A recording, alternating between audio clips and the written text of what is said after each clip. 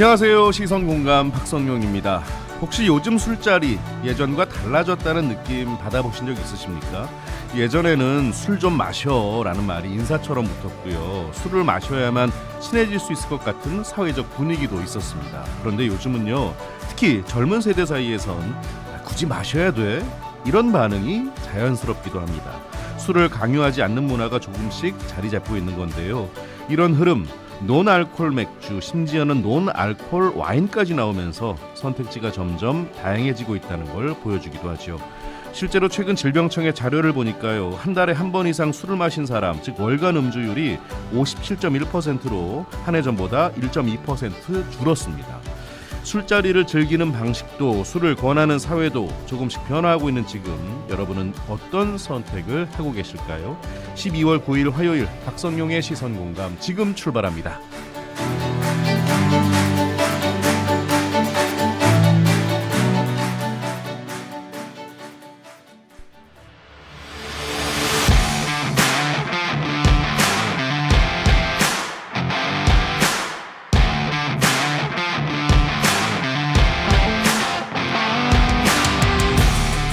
애둘러 말할 시간이 없습니다. 묻고 따지고 파헤치는 쟁점토론 다짜고짜. 오늘 함께할 분 소개해드리겠습니다. 먼저 황대호 경기도 의원입니다. 어서 오세요. 예, 안녕하세요. 네, 반갑습니다.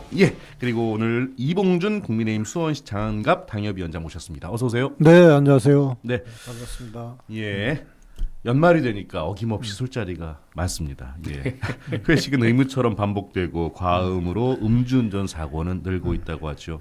근데 최근에 유튜브에서 음주 방송이 또 많이 등장하면서 일각에서는 음주가 미화되는 거 아니냐, 뭐 이런 이야기도 있는데요.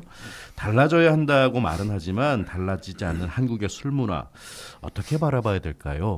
일부 다짜고짜는 조금은 무겁지 않은 주제로 우리가 좀 하지만 좀 논의해봤으면, 이야기해봤으면 좋겠다는 싶어서 이 주제로 잡아봤습니다. 먼저 두 분의 주량부터 좀 여쭤볼까요? 이봉준 위원장님. 솔직히 얘기해야 되는 거죠. 뭐 저희가 네. 속이신다고 해서 확인할 수는 없고요. 당장. 예. 제가 언론사에 예. 근무했지 않습니까? 오래 계셨죠. 그래서 예. 그래서 전에는 좀 많이 먹는 편이었습니다. 예. 근데 현재는 소주 한 병에서 한 병 반 정도, 아. 그 정도면 딱 좋지 않나 그렇게. 뭐 어린 생각하고 짐작으로 이제 현직에 계실 때는 그에 2배, 3배 정도. 네. 예. 뭐, 황대 의원께서는요? 저는 이제 새아이의 아빠이기 때문에요. 네. 지금 일단 외출 자체가 자제되고 있고요. 예. 만약에 먹는다면 음주 총량제를 제가 사실은 2년 전부터 제 자체적으로 시행해서 주 1회를 넘기지 말자. 예. 그럼 한 번 먹을 때 최대한 그래도 소주 3병은 넘기지 말자. 그래서 한 소주 저도 한 병에서 한 2병 정도 그렇게 예. 먹고 있습니다. 네. 황대 의원께서는 또 새아이의 아빠시기 때문에 물리적으로 못 마시는 분위기도 있으세요. 예. 어차피 육아로 출근해야 되기 때문에 많이 먹으면 고달픕니다. 그나저나 이 질문도 우리가 한번 해볼까요? 연말 회식에는 술이 빠질 수 없고 술을 권해야만 친해진다. 이거 어떻게 생각하십니까, 황대 의원님?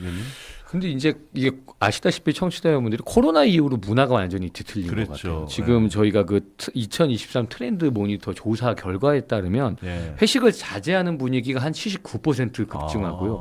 요즘은 아예 술이 아니라 저녁 회식이 아예 없어지는 추세라서 점심 회식을 선호하는 추세는 또 50% 급증하고. 제가 이제 MZ의 끝물 아니겠습니까? 예. 예. 지금까지 30대인데요. 예. 근데 아직 MZ라고 얘기하시는 거죠? 네, MZ입니다. 네, 밀레니엄 Z 세대 Z인데요. 보통 젊은 층들 보면 이제 술은 조금은 이제는 선호하는 편은 아닌 것 같아요. 확실히. 그러니까 자기 라이프 스타일 그 이후에도 뭔가 본인의 삶을 즐기기를 원하고 그 다음날 수치 때문에 고생하는 거 되게 받아들이기 힘들어하고 특히 우리 기존에 그래도 이게 정이잖아요. 이렇게 좀 주거니 받거니 하면서 허심탄회하게 네. 털어놓고 예. 그러니까 이런 어떤 세계관에 있는 세대가 아니기 때문에 네. 이제는 그냥 저녁을 해도 밥 먹고 티타임 하는 거 그렇게 해서 한 2시간 내로 종료가 되는 그런 문화로 많이 바뀌었습니다. 경기도 의회도 많이 바뀌었고요. 근데 이게 꼭 좋은 단면만은 있는 게 아니라 이게 또 주변 상권에 직접적인 또 문제가 있어요. 이게 소비 심리가 많이 위축되고 뭐 아무래도 영향을 끼치겠죠. 네, 그래서 좀 잘 배분해야 되지 않나 싶습니다. 알겠습니다. 자, 우리 이봉준 위원장님. 저는 반은 맞고 반은 좀 틀리지 않나 그렇게 생각합니다. 예. 이게 같이 술을 한 잔 마시다 보면 네. 또 좀 용감해지지 않습니까? 예. 좀 마음도 좀 여유로워지고 예. 해서 급격히 가까워질 수 있고 예. 그런 장점도 있는 것 같습니다. 그런데 우리 황 의원님도 말씀하셨지만 이게 과음을 하게 되면 네. 또 그만큼 부작용도 있으니까 예. 적절하게 예. 하는 게 좋을 것 같습니다. 예, 뭐 그거는 뭐 늘 정답인 것 같아요. 적절하게. 예. 네. 그나저나 최근에 인터넷상에 온라인 그 음주 콘텐츠가 참 많아졌어요. 네.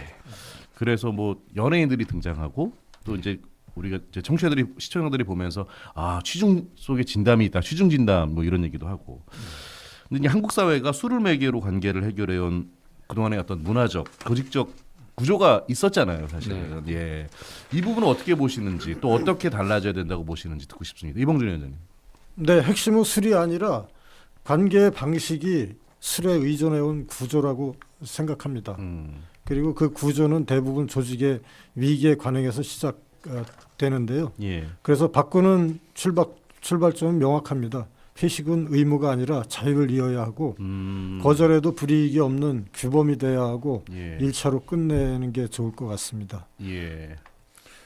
회식은 자율. 네. 일단 그게 가장 중요한 것 같은데. 근데 저는 이제 음주 콘텐츠잖아요. 이게 네. 이제 네. SNS로 범람하고 있는데 네. 이게 굉장히 저는 아이를 키우는 부모 입장에서 보면 특히 네. 음주 문제, 특히 이 취약 전이나 10대 청소년들에게 이런 음주를 권유하는 게 자칫 문화인 것처럼 여과 없이 투영되고 있다라는 게 정말 심각한 사회 문제입니다.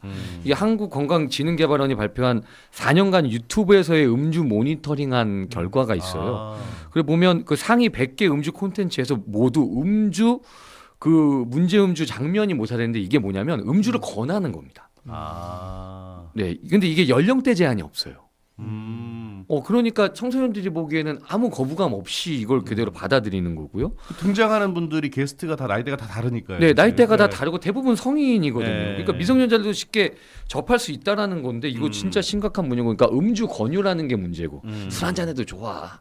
이게 좋은 취지로 얘기하는 건데 악의는 없을지라도. 물론. 예. 네, 그 다음에 국민건강진흥법을 위반한 주류 광고가 거의 5년간 8,689건에 해당됐다라는 그래요? 거거든요. 이게 담배 광고랑은 또 다른 또 아까 이제 좀 있으면 뒤에 법률적인 네, 이야기를 네. 하겠지만 거의 제재가 거의 무의미할 정도로 법률 사각지대에 있습니다. 또 주류 광고는 그래서 우리나라의 고유 특성이긴 해요. 정도 네, 맞고 네. 주거니 받거니 하면서 나누던 그 시절도 있는데 네. 이게 SNS는 좀 뭔가 다른 차원의 문제 아닌가 좀 굉장히 우려된다 이렇게 예. 보여집니다. 자, 그래서 대한민국이 유독 술에 관대한 것 아니냐 이런 목소리도 있어요. 근데 해외에서는 그 음주 콘텐츠 노출을 엄격히 제한하는 곳도 있다고 하더라고요. 어떻게 한국도 기준을 좀 강화해야 된다고 보십니까, 우리 황 위원장님? 제가 국외 연수 가보면 뭐 호주, 캐나다, 네. 그 다음에 싱가포르, 미국에서는 공공장소에서 음주는 절대 안 됩니다. 이건 굉장히 강력하게 처벌받고요. 예. 또 음주 금지 구역이 있어요, 호주에. 흡연 금지 구역이 아니라 음주 금지요. 금지고요. 네. 그래서 이게 개봉된 술병을 소지 자체를 금지하는 거예요. 아예. 네, 그리고 제가 뭐 뉴욕주에서 만약에 공공장소에서 술을 마시면 벌금이 거의 110만 원 우리나라 돈으로 부과되고요. 그리고 제가 대부분 북유럽 가보셨지만 독주 같은 것들이 많아요. 복지 국가들은 이게 네. 생활의 무료함이나 이런 게 있어서 도박, 음주에 대한 규제가 되게 심한데 술을 사는 쿼터가 있습니다. 그러니까 그 도수가 일정 부분 올라가는 건 네. 사질 못해요. 그래서 이게 주마다 이제 법률이 다르니까 이제 거의 우리나라 따지면 30여 개 시군을 투어하면서 사시는 주당들은 그런 우픈 일들도 많이 벌어지는데 예. 이제는 조금 우리나라도 좀 근본적으로 논의를 좀 시작해야 되지 않을까? 네. 그래요. 네. 자, 이 위원장님. 네, 음주 콘텐츠 노출 제한을 강화할 필요가 있습니다. 특히 청소년이나 젊은 층이 보는 플랫폼에서 술이 멋이나 해소처럼 소비되는 건 사회적 비용이 너무 큰데요. 예. 표현의 자유도 중요하지만 음주 미화가 공중보건을 해치면 그건 공적 규제의 영역입니다. 연령 제한, 추천 알고리즘 관리 같은 최소한의 안전장치는 강화해야 된다고 봅니다. 강화해야 된다고 보신다. 그리고 이제는 논의할 시기가 좀 된 것도 같다. 이런 의견 내주셨는데 근데 이게 또 이런 지적이 있어요. 주류 규제 강화 이야기만 나오면 업계 반발을 이유로 법안이 멈춘다. 이런 지적도 있는데 이게 그래서 뭐 표 때문이냐, 세수입 때문이냐, 뭐 이런 지적도 있고요. 그래서 오히려 정치권의 자성도 필요하지 않느냐 이런 이야기도 있다, 지적도 있는데 어떻게 보시는지요, 이봉준 위원장님? 네, 정치권도 자성해야 합니다. 하지만 동시에 분명한 원칙이 있어야 합니다. 예. 술로 발생하는 사고나 질병, 가정 문제 같은 사회적 비용은 결국 국민이 부담해야 합니다. 예. 업계의 어려움도 이해하지만 국민 안전과 건강보다 우선할 수는 없습니다. 예. 정치는 세수나 표 계산보다 국민의 삶을 먼저 보라는 요구를 받는 자리입니다. 예. 알겠습니다. 네, 그러니까 이게 두 가지죠. 그러니까 정치가 개입해야 될 순간들이 있죠. 예. 개입해야 될 순간이 뭐냐면 술, 담배 모두 1급 발암물질입니다. 네. 근데 그래서 담배는 광고가 원천적으로 예. 금지되어 그렇죠. 있잖아요. 예. 근데 주류는 제한이 없어요. 똑같은 1급 발암물질인데. 예. 그리고 또 하나는 이 음주로 인한 사회적 경제 비용이 이제 추계가 되거든요. 네. 연간 21년 기준으로 14조 정도 되는 갈등 비용이, 네. 사회적 비용이 음주 때문에 유발돼요. 음. 근데 저희가 주세 징수액이 연간 3조 원 정도.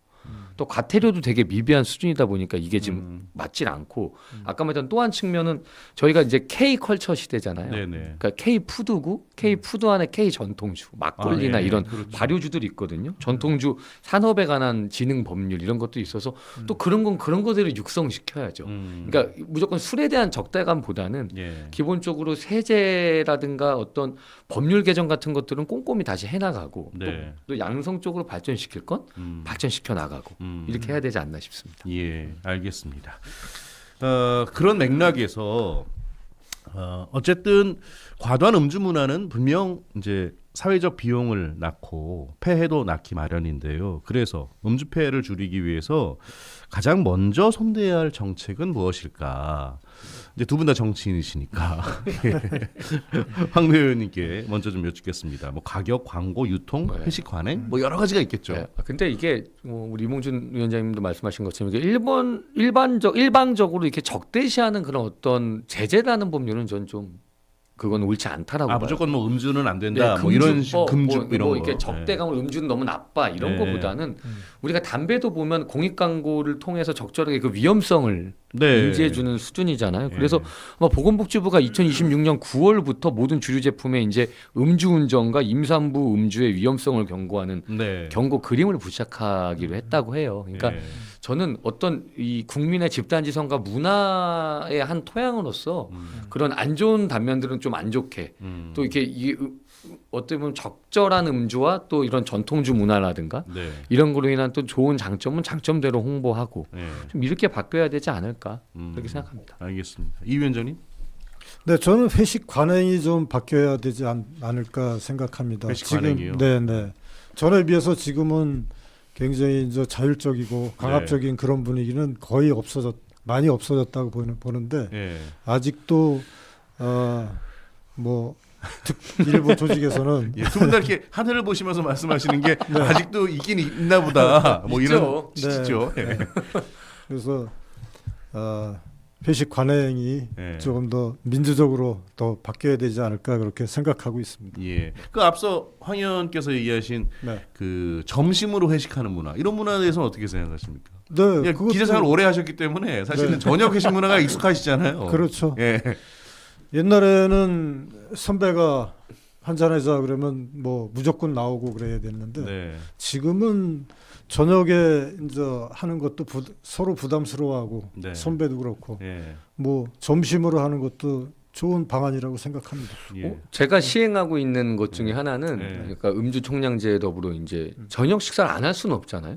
안 할 수는 없죠. 네, 예. 근데 확실히 저녁을 간단한 메뉴로 식사하고 티타임 하는 걸 제가 언론인분들도 많이 뵀잖아요. 네. 처음에 너무 어색해하세요. 이 사람이 나 마음에 안 들어하나. 막 그렇게 하다. 그렇게까지요? 그렇게 생각해요. 왜냐하면 그래도 모름지기 술 한잔 주거니 받거니 해야 했다고 네. 하는데 네. 제가 정말 설명을 드려요. 이게 술로 굳이 이렇게 얘기하면서 안 하셔도 돼요. 안 그래도 많이 드시지 않냐. 그러니까 간단하게 먹고 오히려 그런 거 남은 거 서로 포장해서 집에 두 손 무겁게 귀가하고 티타임하고 이러니까 너무 좋아하시는 거예요. 이게 처음엔 조금 어색해. 네, 어색해서 하더라도. 그렇지 예. 그냥 그런 문화를 만들면 예. 그리고 술은 정말로 내가 좋은 사람과 편안한 사람들과 마시는 건 전 괜찮다고 봐요. 예. 근데 우리가 말하자면 회식이라는 게 위계에 의한 거잖아요. 약간 뭐 업무의 연장이라고도 네. 보고요. 좀 그런 문화는 이제 조금은 없어져야 되지 않나요? 왜냐면 이게 회사가 가족이 될 수는 없습니다. 어떻게 생각하십니까, 위원장님? 그 좋은 말씀이죠. 근데 예. 회사가 가족은 아니지만 예. 가족보다 또 더 오래 시간 같이 있는 조직이 또 회사 아닙니까? 그래서 두 분 다 말씀이 맞으세요. 분명 가족은 아닙니다만 가족보다 더 많이 보는 많이 대면하는 존재가 또 동료 회사 동료이긴 하죠. 예, 알겠습니다. 다짜고짜 오늘 1부는 음주 문화를 키워드로 이야기 나눠봤습니다. 1부는 여기서 마무리하고요. 다짜고짜 2부에서도 이어가도록 하겠습니다. 오늘 다짜고짜는 황대호 경기도의원 그리고 이봉준 국민의힘 수원시 장안갑 당협위원장과 함께하고 있습니다.